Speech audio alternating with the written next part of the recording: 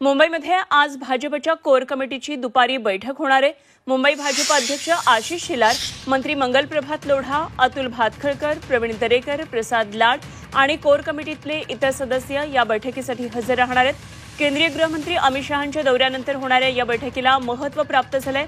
संघटनात्मक आढाव्यासह पक्षांतर्गत फेरबदलावर चर्चा होणार असल्याची शक्यता वर्तवण्यात येते।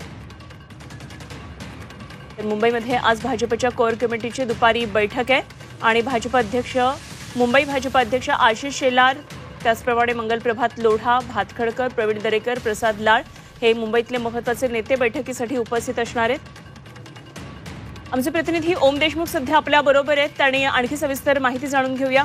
ओम, आजची ही कोर कमिटीची बैठक असणार आहे मुंबई, तर ही बैठक फक्त मुंबई केंद्रितच असणार आहे का? संपूर्ण महाराष्ट्रासाठी स्ट्रॅटेजी ठरणार? काय नेमकं बैठकीचं स्वरूप आहे?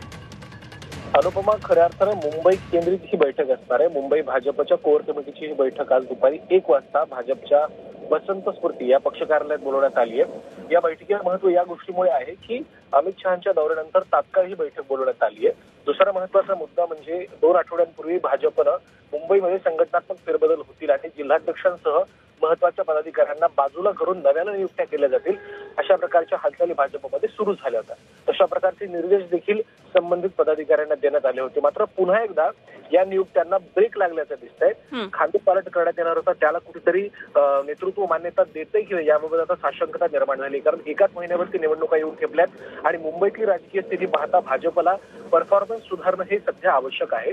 या पार्श्वभूमीवर संघटनात्मक आढावा घेताना ज्या फेरबदल जे करण्यात येणार होते, जिल्हाध्यक्षांच्या ज्या काही नेमणुका करण्यात येणार होत्या त्याबाबत चर्चा या बैठकीमध्ये होऊ शकते। त्यासोबतच आणखीन एक महत्त्वाचा मुद्दा म्हणजे मुंबईतील काही उमेदवारांच्या नावावर पक्षानं शिक्कामोर्तब केलंय अंतर्गत पातळीवरून। त्या उमेदवारांना देखील या बैठकीच्या माध्यमातून काही संदेश दिले जाऊ शकतात असंही सध्या कळतंय। ठीक, जरूर या सर्व घडामोडींवर ओम लक्ष ठेवून राहा। मुंबईतली ही महत्त्वाची बैठक असणारी भाजपची कोर कमिटीची। धन्यवाद ओम दिलेल्या माहितीसाठी।